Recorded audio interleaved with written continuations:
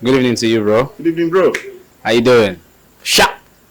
It's an amazing game of football, the Premier League game, which we love. Manchester United going head-to-head with Tottenham FC, and the match ended in a draw, 2-2. It's a 4-goal thriller. So I'd like to get your thoughts on the matchup tonight. Today I got entertained. Wow. It was an entertaining football, okay, especially for neutrals like us. Okay, I know for Manchester United fans out there, it wasn't a good one because if you noticed, before the game started, there was this aura of joy in the stadium, especially when I saw Ratcliffe, that's one of the new owners of Manchester United, when he was all smiles. So you see that optimism, you see that joy in him. But then after the game, bad cameraman, man. After the game, he went back to show his face.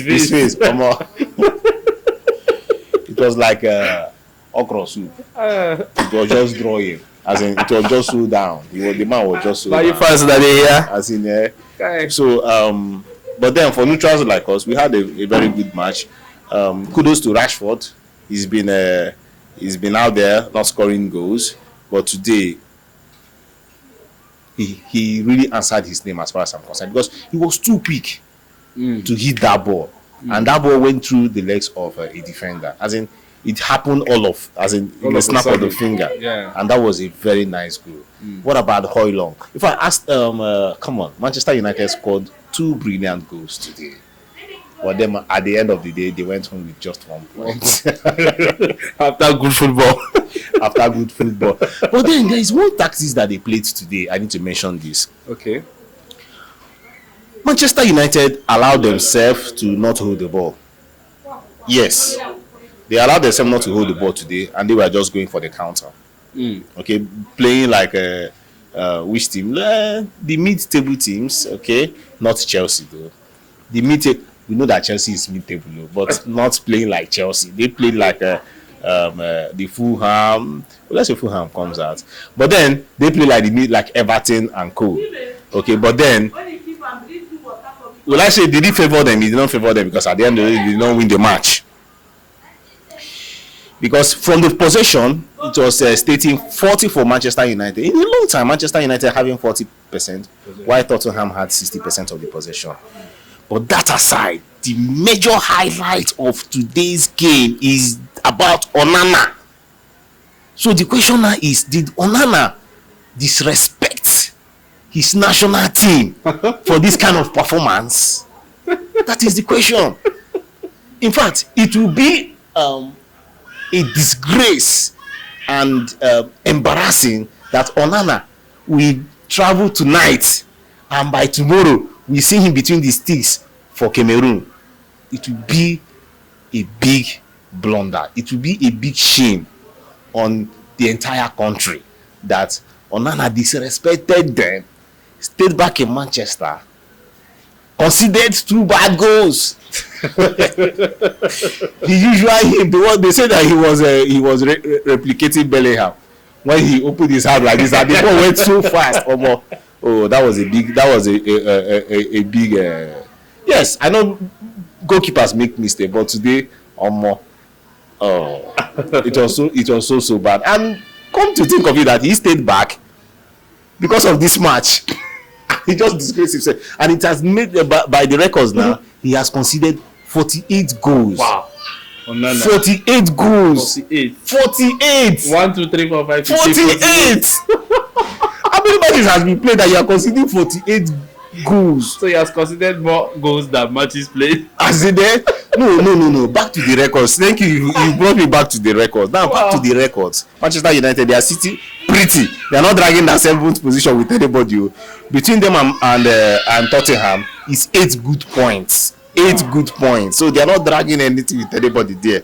But then Manchester United, by the records, has conceded more goals that they have scored. How can you be conceding in the Premier League, how can you be conceding 29 goals and you scored only 24 goals for a Manchester United club? Manchester that is supposed to be shoulder to shoulder with Liverpool, you have scored only 24 goals and conceded 29. So their own Premier League goals. Man U na the own goals.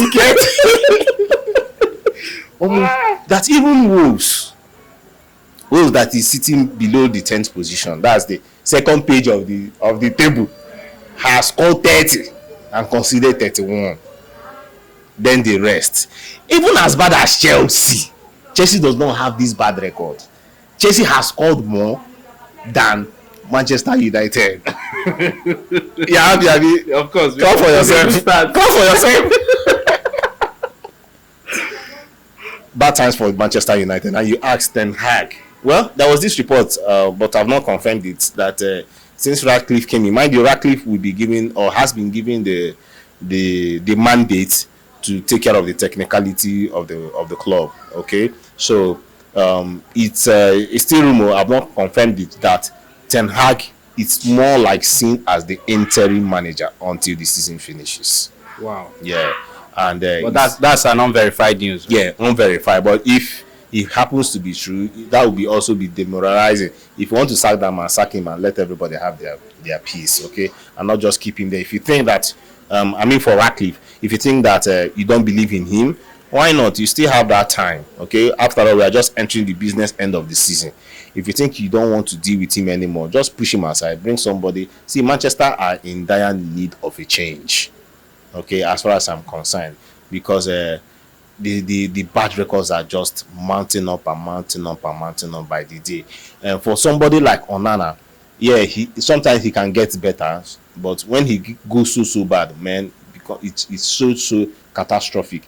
Can you imagine that by records, when you talk about clean sheets, Manchester United are sitting around the third position because they have 6 clean sheets. The highest is 7 clean sheets. I think is Liverpool. So, but then you now ask, what then happens with other games? Why are you guys not firing? Okay, aside the scoring aspect, if you are not scoring, at least your defense now try. But then they say you need to score more. Okay, the best form of defense is you attacking better. But now Manchester United has failed on all aspects. You're not scoring, but you're conceding so much goals, and I don't know any other remedy than to just say, okay, let's just do a rejig. Today we had what's his name, Højlund, coming out to play good football, scoring that wonderful goal. As the match is starting, he has put in those goals. He has put in his goal, and he played. For me, he's the man of the match today. But then you cannot also, shift your eyes from Timo Werner, who today was his debut for Tottenham. Come to think of it, having a debut, if you don't have a goal, but at least he had an assist. Yeah, and that counts for him. We are seeing somebody that, for me, is a steal. Okay, I know for Chelsea fans, they have seen him like an outcast, like a waste, like a waste pipe.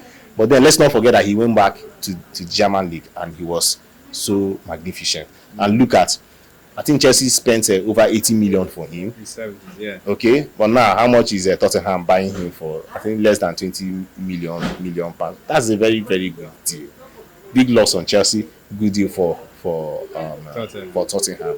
And I see him as somebody that will impact in the club, and he has started showing it by giving out an assist. And another thing about Tottenham, they are showing that they are a good side. They are showing that they are a side with a purpose, because even from their recruitment this January, which many clubs have not done because of their pockets, but Tottenham, like Dragusin, very fine defender. Imagine a defender, and you just be wondering, a defender that Bayern Munich wants to sign, and he said no, that he wants to go to Tottenham. I don't know the kind of juju they did. I don't know the kind of poison they put in that man's mind to say, I'll go to White Hart Lane than to go to the Allianz Arena. That's big deal from both Postelogu and the entire Tottenham team. Fine game for them today. They are pretty in their position. Like he was even asked, are you out here for the title, or are you just playing around? He said, come on, why would you ask me that kind of question? We are here for the title. We want to win the title.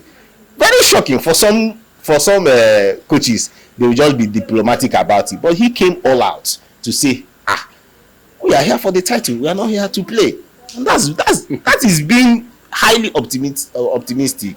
Okay, if you go back and go and ask Chelsea Pochettino, what are your what are your aspirations for the league so far? I know many Chelsea fans, they started from we win the league. From we win the league, they started talking about Champions League. Now it has dropped to we must qualify for Europe.